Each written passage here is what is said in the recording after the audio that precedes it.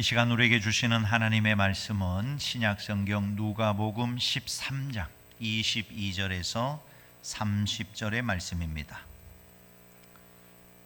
누가복음 13장 22절에서 30절의 말씀을 한 절씩 교독으로 봉독하시겠습니다. 예수께서 각 성 각 마을로 다니사 가르치시며 예루살렘으로 여행하시더니 어떤 사람이 여짜오되 주여 구원을 받는 자가 적으니이까 그들에게 이르시되 좁은 문으로 들어가기를 힘쓰라. 내가 너희에게 이르노니 들어가기를 구하여도 못하는 자가 많으리라. 집 주인이 일어나 문을 한번 닫은 후에 너희가 밖에 서서 문을 두드리며 주여 열어주소서 하면 그가 대답하여 이르되 나는 너희가 어디서 온 자인지 알지 못하노라 하리니 그때 너희가 말하되 우리는 주 앞에서 먹고 마셨으며 주는 또한 우리의 길거리에서 가르치셨나이다 하나 그가 너희에게 말하여 이르되 나는 너희가 어디에서 왔는지 알지 못하노라. 행악하는 모든 자들아 나를 떠나가라 하리라. 너희가 아브라함과 이삭과 야곱과 모든 선지자는 하나님 나라에 있고 오직 너희는 밖에 쫓겨난 것을 볼 때에 거기서 슬피 울며 이를 갈리라. 사람들이 동서남북으로부터 와서 하나님의 나라 잔치에 참여하리니 다 같이요. 보라, 나중된 자로서 먼저 될 자도 있고 먼저 된 자로서 나중될 자도 있느니라. 아멘. 오늘 주신 본문 말씀을 가지고 진정한 성공의 길, 이런 제목으로 함께 은혜를 받고자 합니다. 여러분 다 성공하고 싶으시죠? 지금 성공하셨나요? 성공하고 있나요? 아멘이시죠? 우리는 다 성공하기를 원하고 또 성공해야 하는 인생입니다. 20대에서 50대까지 우리나라에서 경제적으로 완전한 자유를 얻은 사람들, 나이와 상관없이 경제적으로 완전한 자유를 얻은 사람들 인터뷰한 기사를 보았는데 그들에게 공통적인 5가지 특징이 있었다고 합니다. 여러분에게도 그 특징이 있는가 한번 살펴보십시다. 첫 번째는 그들은 판단력이 있었다고 합니다. 흐지부지하지 않았고 잘 모르는 것을 아는 것처럼 말하지도 않았고 아닌 것에 끌려다니지도 않았고 정확하게 판단을 했고 자기의 판단을 믿고 나아갔다고 합니다. 그러면 당신은 어떻게 그렇게 제대로 잘 판단을 하고 그 길로 갔냐고 물어보니까 이런 대답을 했대요. 판단을 하기 전에 항상 정확한 기준을 정합니다. 그러니까 뭘 판단할 때 자기에게 정확한 기준이 있었다는 거죠. 그 기준으로 판단을 했다는 거예요. 모든 것을 만족시키는 선택지는 없다는 겁니다. 예를 들면 돈을 많이 벌고 싶은데 덜 힘들었으면 좋겠고 이런 선택지는 없다는 거예요. 돈을 많이 벌려면 힘을 들여야 된다는 거 아니에요? 또 신뢰받는 사람이 되고 싶은데 맡은 것을 끝까지 하기는 싫고 이런 선택지는 없었다는 것입니다. 또 그들은 시간을 잘 활용했다는 거예요. 원하는 미래를 향한 많은 준비를 하는 사람들을 보면 시간이 많아서 준비한 것이 아니고 평소에 전략해서 모은 시간으로 또 다음 선택을 준비했다. 그들은 판단력이 좋았다는 것입니다. 삶의 기준이 있었다는 거예요. 우리 성도들도 그렇게 살아가야 됩니다. 두 번째, 그들은 자신이 최고라고 생각하지 않았다는 것이에요. 자기가 잘된 것에 대해서 항상 내 주변 사람 덕분이라고 이야기를 했다는 것입니다. 왜냐하면 자기가 최고라고 하는 순간 생각이 닫혀버립니다. 마음이 퇴보가 된다는 거예요. 그러니까 내가 지금 성공한 것이 내가 잘났기 때문이라고 생각하면 거기서 멈춰버린다는 겁니다. 내 주변 사람들이 좋았기 때문에, 도와주었기 때문에. 그러니까 자기가 최고라고 생각하지 않고 함께 성장하는 법을 늘 고민을 했다는 거예요. 함께 성장하는 걸 고민했다. 자기만 최고가 되면 되는 게 아니고 함께 성장하는 것을 고민하고 함께 나갔더니 성공적인 인생이 됐다는 것이죠. 세 번째는 일을 처리하는 순서가 있었다는 거예요. 주로 바쁜 일은 아침에 미리 다 끝내버리고 점심 때는 사람들과 같이 해야 하는 일을 주로 하고 저녁에는 자기의 업무 중에 가장 중요한 일을 했다고 합니다. 그리고 아무도 없는 공간에서 조용히 생각하고 집중하는 시간, 우리로 따지면 큐티하는 시간이라고 할 수가 있겠어요. 그렇게 자기만의 일을 처리하는 순서가 있었다는 거예요. 그냥 주어지는 대로 닥치는 대로 막 일하다가 하루가 빨리 지나가기를 바라는 사람은 아무도 없었다는 것입니다. 그러니까 하루하루 최선을 다했다, 그런 고백을 했다는 겁니다. 네 번째는 비관적인 말을 하지 않았다는 것이 하등에 도움이 안 된다는 겁니다. 비관적인 말, 내 인생이 이렇게 해서 어렵다느니, 나는 이제 다 끝났다느니, 그들은 그런 말을 입 밖에도 내지 않고 항상 문제의 답을 찾으려고 했다는 거예요. 답을 찾으면 되니까, 왜 내 인생이 이렇게 꼬였냐, 왜 이러냐. 저는 제일 듣기 싫은 말 중에 우리 젊은이들이 쓰는 말 가운데 이생망이라는 말은 정말 입 밖에도 내지 않았으면 좋겠어요. 그게 누가 그런 매스컴을 조장했는지 몰라도 우리 젊은 아이들이 이생망, 이번 생은 망했다. 그게 무슨 말입니까? 이게 말입니까? 방구입니까? 말도 안 되는 소리예요. 이생망, 이번 생에서 그럼 다음 생은 있는 겁니까? 이게 다 마귀가, 사탄이 이 세상 매스컴을 통해서 젊은이들에게 이런 의욕을 꺾어버리는, M4 세대다, 결혼도 포기하고 출산도 포기하고 뭐도 포기하고. 왜 포기합니까? 이번 생이 하나님이 주신 축복인데 오히려 좋다고 생각하고 이번 생을 잘 살아내야죠. 그래서 거기에 어떤 분이 이렇게 달았더니 이생망이 아니고 인생마라고 합니다. 인생마가 뭐냐면 인생은 마라톤이다. 인생은 마라톤. 지금 경기도 끝나지 않았는데 이생망 그러고 다 망한 것처럼 그렇게 해서는 안 된다는 거예요. 어떤 사람은 인생은 놀이 종합 세트다, 그런 말을 합니다. 놀이 종합 세트. 그래서 인생에는 여러 가지 놀이가 있다는 거예요. 친구 사귀기도 있고, 연애도 있고, 가족 보듬기도 있고, 재산 모으기도 있고, 환경 가꾸기도 있고, 신앙생활 잘하는 것도 있고. 그런데 여러분, 게임에서 하나 졌다고 해서 이번 생은 망했다, 그럴 필요가 없다는 거예요. 여러 가지 놀이 종합 세트예요. 또 다른 거 잘하면 되는 거고. 어제 서울에서 결혼식을 하면서 그 주례하는 목사님이 그런 이야기를 하더라고요. 결혼 생활은 보물 찾기와 같다. 그러니까 보물이 곳곳에 숨겨져 있다는 거예요. 그러니까 그걸 찾아서 그 보물을 내 걸로 만들면 되는 거예요. 여러분의 인생에도 보물이 다 좀 숨겨 있어요. 여러분 보물 찾기 한 번도 안 해보셨어요? 소풍 가서 보물 찾기 할 때 선생님들이 조금 풀숲이나 나무 뒤에나 좀 가시덤불 이렇게 덮어놓은 데나, 그래도 약간의 수고를 해야지 보물을 찾을 수가 있는 거예요. 여러분 우리 인생에도 곳곳에 보물이 있어요. 아멘도 안 하네. 보물 찾기 하기 싫어. 지금 목사님 나는 나이가 들었고 이제 곧 있으면 천국 가야 되는데 무슨 보물이. 아니요, 하나님은 시간과 공간 속에 보물을 딱 숨겨놨어요. 그때 맞는 여러분의 보물이 다 있으니까 지금부터 보물 잘 찾아가지고, 보물 찾으면 어때요? 찾았다. 소풍 가가지고 보물 하나 찾으면 찾았다, 얼마나 좋아요. 여러분 나 매일 그렇게 탄성을 지르면서 하루하루를 살아가시기를 바랍니다. 내일 아침에 전화를 저한테 주세요. 목사님 찾았다, 나 이거 오늘 보물 하나 찾았어요. 너무 좋아요, 행복해요. 이렇게 살아가는 것입니다. 절대로 비관적인 말은 하지 말아야 됩니다. 다섯 번째는 불필요한 것을 줄였다는 것이에요. 굉장히 미니멀하고 담백한 일상을 살아갔다는 겁니다. 불필요한 만남을 줄이고 주변을 정리하고 또 시간과 체력을 아껴서 중요한 순간에 쏟아냈다고 합니다.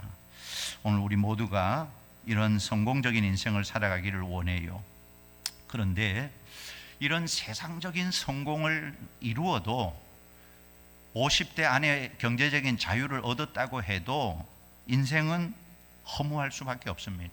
오늘 낮 시간에 말한 것처럼 인생은 공허할 수밖에 없어요. 이 죄의 문제 때문에 때로는 성공 이후에 기쁨이 없고 오히려 이 성공을 잃어버릴까 싶은 불안 때문에 그 성공을 누리지 못하는 사람들도 있어요. 그러면 그것은 진정한 성공이 아닌 겁니다. 세상적으로 많이 가지고 높은 자리에 올라갔는데 늘 불안한 거예요. 이거 누가 또 뺏어가면 어떡하나, 이 권력을 내가 잃어버리면 어떻게 하나, 늘 불안하다면 그게 진정한 성공일까 하는 것입니다. 자, 그래서 정말 성경이 말하는 영적인 성공까지 가야 해요. 그 성공이 뭐냐? 진짜 성공이 뭐냐? 오늘 첫 번째, 좁은 문으로 들어가야 한다. 자, 24절입니다. 같이 읽어보겠습니다. 좁은 문으로 들어가기를 힘쓰라. 내가 너희에게 이르노니 들어가기를 구하여도 못하는 자가 많으리라. 오늘 우리는 가나안의 축복은 원하는데 광야 40년은 싫어합니다. 그게 왜? 좁은 문이니까. 광야가 없으면 가나안에 들어갈 수가 없는 것입니다. 그리고 주어진 가나안을 지킬 수도 없어요. 기쁨과 행복이라는 것은 그것을 얻기 위해 지불하는 수고와 희생에 비례하는 것입니다. 우리가 수고를 많이 하고 노력을 많이 해야 기쁨도 행복도 더 커지게 된다는 겁니다. 좁은 문으로 들어가라. 여러분, 좁은 문으로 들어가려면 버릴 것을 버려야지만 그 좁은 문을 들어갈 수가 있어요. 구원의 문은 좁은 문, 좁은 길입니다. 그 불필요한 것들을 많이 가지고 거기로 들어갈 수가 없단 말이에요. 회개라는 게 뭐냐 하면 버릴 것을 버리는 것이 회개입니다. 우리가 어느 정도 인생을 살아가면서 버릴 것을 버려야 돼요. 회개하는 마음으로 욕심과 허영을 버리고 거룩한 비전에 더 집중하는 그런 삶을 살아가야 한다는 겁니다. 로마의 황제였던 마르쿠스 아우렐리우스, 유명한 명상록의 저자이지요. 거기에 이런 내용이 있어요. 같이 한번 읽어보겠습니다. 오늘 나에게 임종의 순간이 다가와 생을 마감하게 되었다고 간주하라. 그러면 앞으로 주어질 시간들은 계약서에도 없는 특별 보너스처럼 느껴지게 될 것이다. 그 보너스를 가지고 자연에 순응하며 살아라. 또 계속요.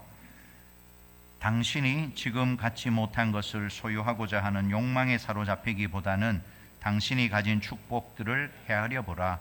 당신이 그것들을 갖지 못했을 때 그것들을 얼마나 간절히 갈망했는가를 생각하면서 감사히 여겨라.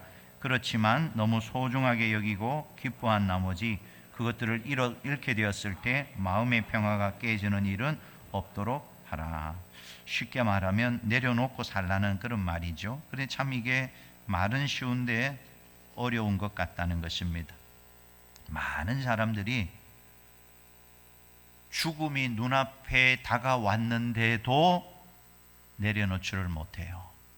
끝까지 뭔가를 꽉 붙들고 있습니다. 돈을 붙들든지 자기의 어떤 신념을 붙들든지 고집을 붙들든지 미움을 붙들든지 끝까지 이걸 놓지를 못해요. 내려놓지 않고는 자유로운 인생, 성공적인 인생을 살아갈 수가 없습니다. 평안과 안식이 없어요. 회개는 버릴 것을 버리는 것이 회개입니다. 우리가 하나님 앞에 회개해야 하는 것은 내려놓는 것이에요. 사람들은 흔히 두 가지 오류를 범하는데, 하나는 거짓 가치를 참 가치로 여기고 착각하고 살아가는 것이고, 또 하나는 눈에 보이는 가치만을 보고 눈에 보이지 않는 가치는 바라보지를 못하는 것.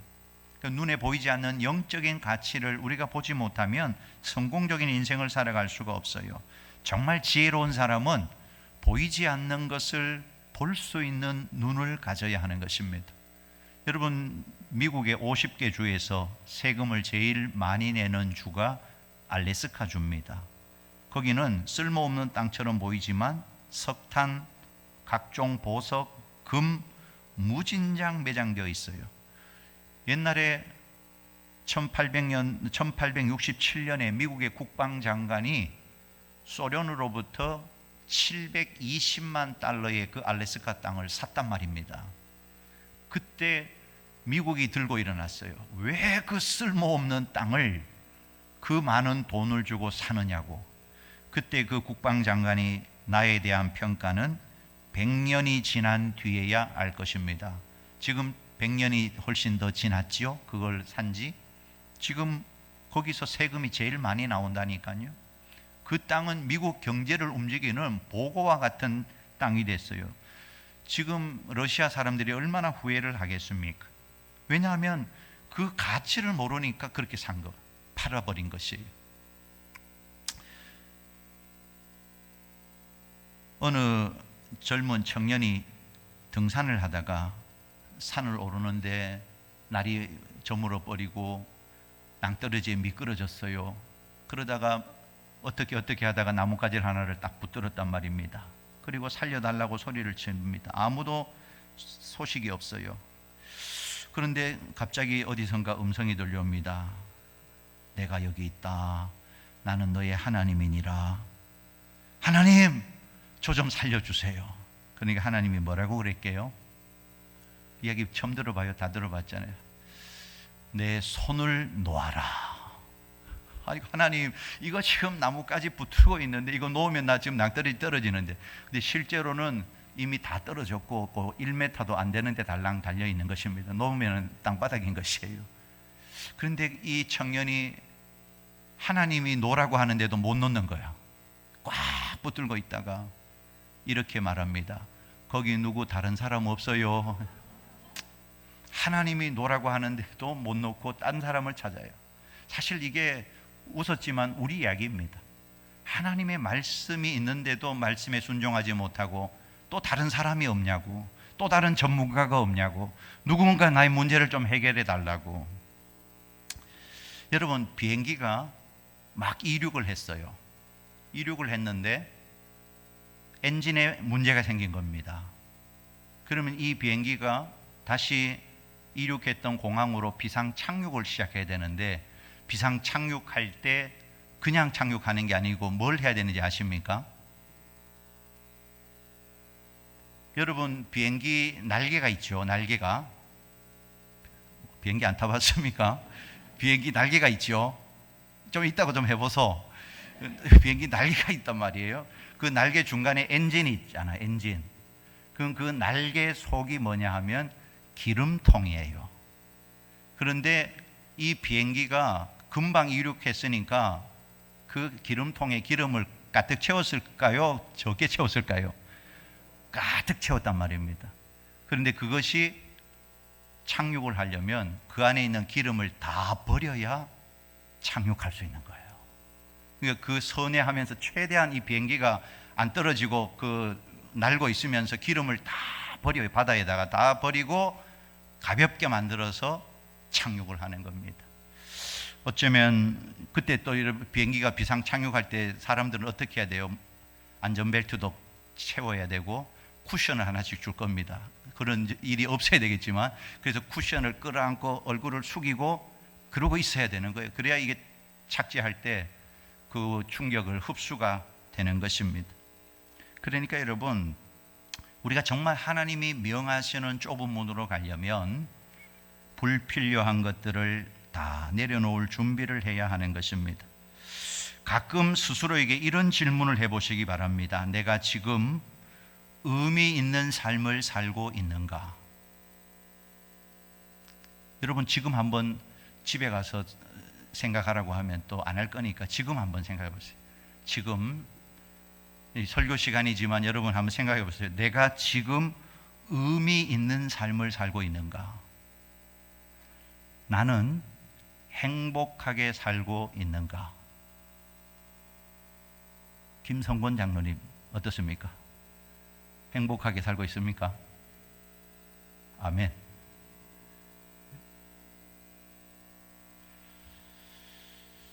여러분, 유행을 따라서 세상 인기, 세상 지위 추구하다가 세상 사람하고 똑같이 살면 얼마 못 가서 인생의 허무함을 느끼게 될 것입니다. 그런 사람은 인생에 성공을 했어도 내가 정말 의미 있는 삶을 살고 있는가? 이런 딴소리가 내 머리에 또 떠오르게 될 거예요. 오직 예수님만을 바라보고 믿음으로 좁은 문, 좁은 길, 사명의 길 끝까지 잘 걸어갈 수 있는 진정한 인생의 성공자가 되시기를 주님의 이름으로 축원합니다. 자, 진정한 성공은 좁은 문으로 들어가야 됩니다. 불필요한 건 내려놓아야 돼요. 붙들고는 못 들어가요. 두 번째, 진정한 성공은 하나님이 주시는 축복의 기회를 놓치지 말고 꽉 붙들어야 하는 것이에요. 하나님이 주시는 축복의 기회를 놓치지 말아라. 25절 같이 한번 읽어보겠습니다. 집 주인이 일어나 문을 한번 닫은 후에 너희가 밖에 서서 문을 두드리며 주여 열어주소서 하면 그가 대답하여 이르되 나는 너희가 어디에서 온 자인지 알지 못하노라 하리니. 축복의 문이라는 게 항상 열려있지 않다는 말입니다. 일단 축복의 문이 닫혀버리면 아무리 문을 두드려도 소용이 없다는 거예요. 그러니까 축복의 기회를 놓치지 말라는 것입니다. 살면서 하나님께서 아까 보물찾기라는 말도 했는 것처럼 우리 모두에게 축복의 기회를 주셔요. 아마 여러분의 인생에도 몇 번의 축복의 기회가 왔을 거고 지금도 오고 있어요. 그런데 왜 많은 사람들이 그 기회를 놓치는가? 근시안적 안목 때문에 놓칩니다. 이게 뭐냐 하면 축복의 기회는 거의 예외 없이 좁은 문의 모습으로 와요. 그러니까 좁은 문으로 축복의 기회가 오는데 이 좁은 문으로 통과하려면 버려야 되는데 그 버리는 게 싫어서 그 축복의 기회를 다 쏟아버리고 놓쳐버리고 만다는 것입니다. 고난은 변장된 모습으로 오는 축복이라고 말씀했죠.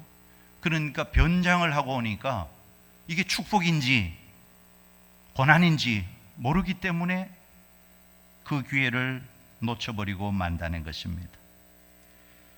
그리고 또 축복의 기회는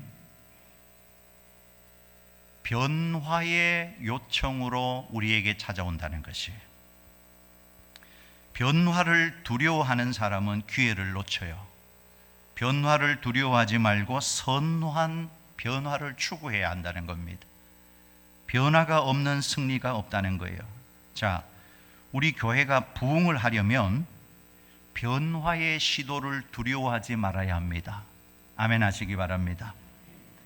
변화를 두려워하면 그게 축복의 기회란 말이에요. 자, 지금 교회학교 다음 세대들을 살려야 합니다. 그러려면 변화가 필요해요. 이제 예배 형태도 예를 들어서 통합 예배를 드릴 때도 변화가 일어나야 되고 또 우리 다음 세대들을 중심으로 뭔가 교회 사역을 바꾸어 가려면 우리 기성세대들이 변화하지 않고는 생각을 바꾸지 않고는 행동을 바꾸지 않고는 이 기회를 놓쳐버리고 마는 것입니다. 그러니까 교회가 부흥하려고 할 때 변화해야 된다. 이 생각을 먼저 해야 하는 것입니다. 오늘날 한국 교회가 위기라고 말하고 있다는 것은 변화하라는 하나님의 음성이에요. 오늘 교회 학교가 위기다라는 말은 이제는 뭔가 새로운 변화를 시도하라는 하나님의 음성이라는 것입니다. 그러니까 우리가 그 변화를 두려워하지 말고 이것은 하나님이 우리를 축복하시려고 하는 새로운 기회를 주시는 거구나. 그런 마음을 가지고 변화에 나가야 한다는 것입니다. 변화를 싫어하는 사람들에게는 세 가지 습관이 있다고 해요. 이거를 고치면 놀라운 축복을 경험한다는 겁니다. 첫 번째는 노력하지 않고 바라는 게 너무 많다는 거예요. 노력하지 않고 바라는 것만 많으면 되는 일이 없어요. 자, 여러분, 왜 나에게는 되는 일이 없을까요? 그만큼 될 만큼 노력하지 않아서 그런 것입니다. 우리는 변명하면 안 돼요. 길을 가는데 큰 돌이 가로막고 있어요. 그런데 그 길은 꼭 지나가야 하는 길입니다. 그러면 어떻게 해야 되는 것입니까? 돌을 들어 올리든지 돌을 넘어서 가든지 도구를 이용해서 돌을 파내든지 노력을 해야 된다는 겁니다. 돌을 지나가고 싶은데 지나갈 수 있기만을 바라고만 있으면 인생에 되는 일이 없다는 것이에요. 물론 자신은 목사님 나 인생을 사는 동안 노력 많이 했습니다. 그래도 안 되는데 어떡합니까? 자 보십시다. 돌을 지나갔냐는 것입니다. 아니라는 거예요. 결론은 똑같잖아요. 자기가 노력했는데 애를 썼는데 아무것도 달라진 게 없잖아요. 그것은 돌을 지나갈 만큼 노력을 하지 않았다는 것이에요. 행복도 마찬가지입니다. 행복하지 않다면 행복하기 위해서 노력해야 돼요. 신앙생활도 잘 안 되는 사람은 노력해야 됩니다. 아무것도 하지 않고 큐티도 하지 않고 기도도 하지 않고 신앙생활 잘 되기를 바라는 건 그런 일은 없는 거예요. 될 때까지 해야 하는 것입니다. 그리고 누구를 탓하는 것은 정말 쉬워요. 그런데 인생에서 탓을 하는 것이 우리의 인생에 과연 도움이 되었냐는 것입니다. 아무리 부모 탓을 하고 물려받은 게 없다 그러고 뭐 하여간 자기는 다 잘났는데 남 탓 인생에 도움이 됐냐는 것입니다. 아무런 도움이 되지 않아요. 탓하지 말고 노력해야 합니다. 어떻게 하면 이 마주한 벽을 넘어갈 수 있는가? 문제의 답을 찾으면 하나님이 찾게 해주십니다. 남으로 남 탓을 돌리면 안 돼요. 두 번째, 이 버릇은 고쳐야 되는데 힘들면 자꾸 도망치려는 습관이 있다는 것입니다. 힘들 때마다 도망을 치면 나중에 아무것도 이룰 수가 없게 되는 것이에요. 여러분 주의 일도 마찬가지입니다. 주의 일 하다가 이런저런 어려움이 생기면 자꾸 도망을 치려고 해요. 회피하려고 해요. 그렇게 해서는 안 되는 것입니다. 세 번째, 자신을 믿지 못하는 습관을 가지고 있더라는 거예요. 변화의 기회를 놓치는 사람들은 자기를 믿지를 못해요. 의외로 사람들이 자기 자신을 믿지를 못한다는 겁니다. 여러분 지금 여러분의 상황이 안 좋아졌어요? 그러면 오롯이 그것이 나의 탓일까요?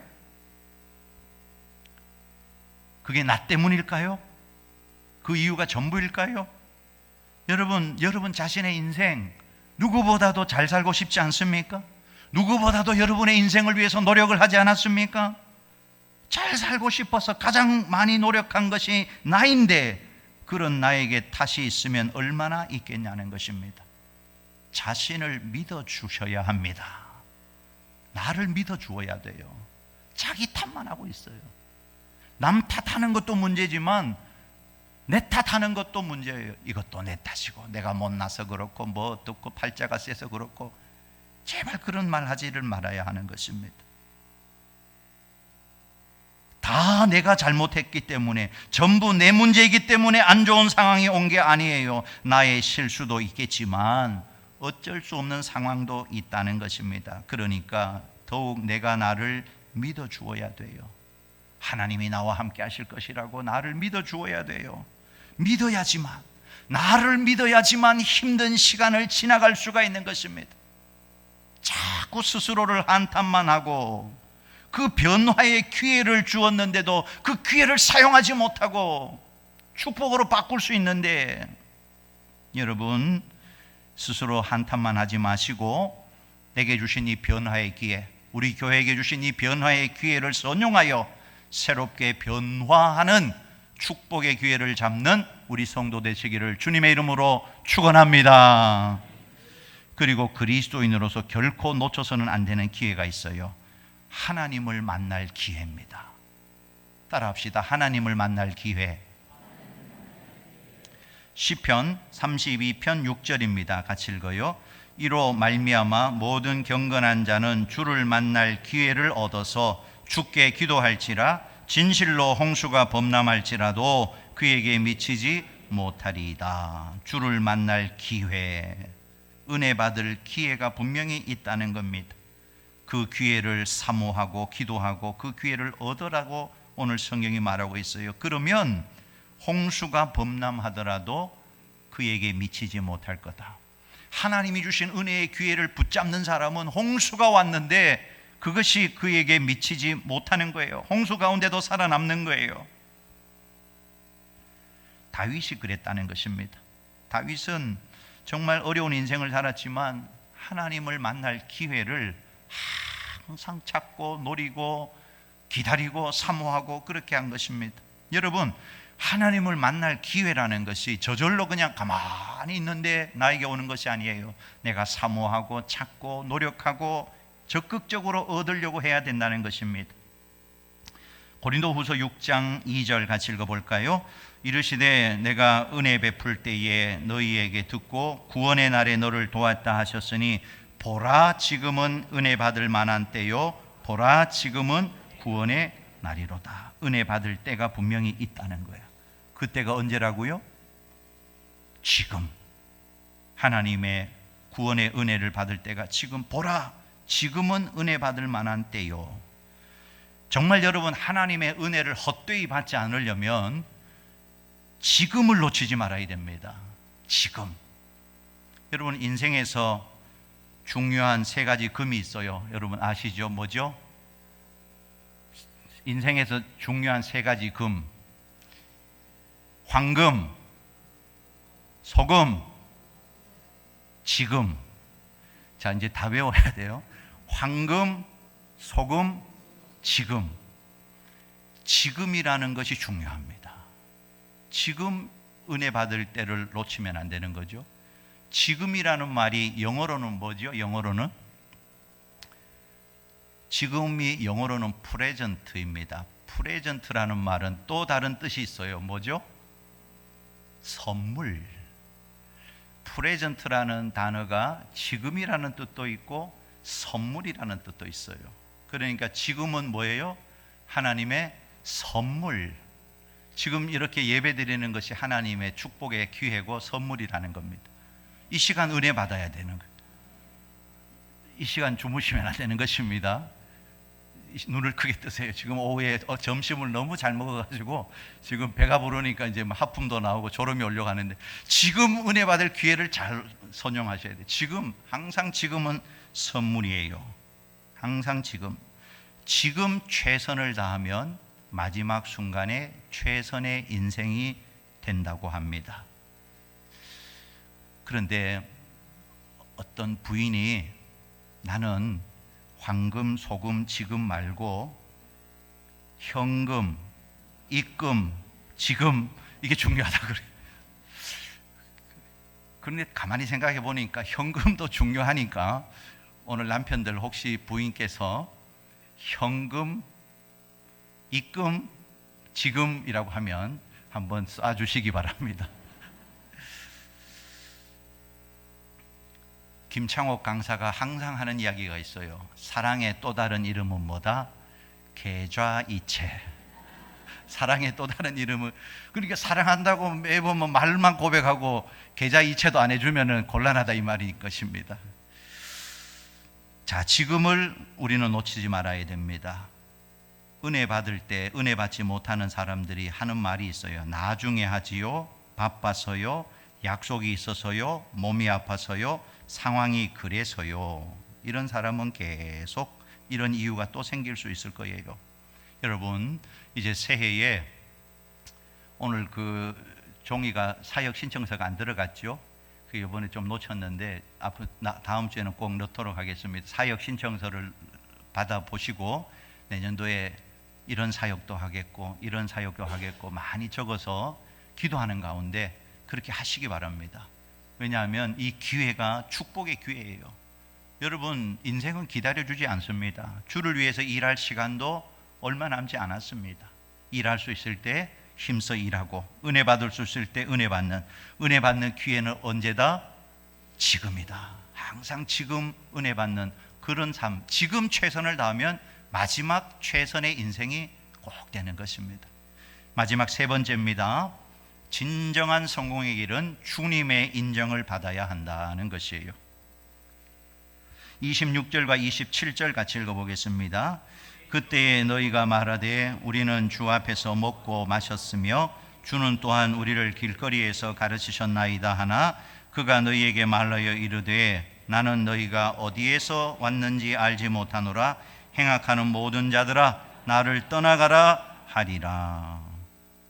신앙생활에서는 사람의 인정보다 하나님의 인정을 받는 것이 최고라는 사실을 기억해야 돼요. 주님의 인정을 받지 못하면 아무리 우리가 교회에서 충성하고 봉사했어도 그게 아무 소용이 없게 된다는 겁니다. 28절에서 30절 오늘 본문의 말씀에 보면 이 유대인들 선민이라고 자랑은 많이 했지만 결국 하나님 나라 밖으로 다 쫓겨나요.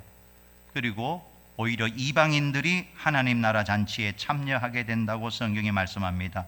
그러면서 나중된 자로서 먼저 될 자도 있고 먼저 된 자로서 나중될 자도 있느니라. 여러분, 우리가 주님의 인정을 꼭 받아야 됩니다.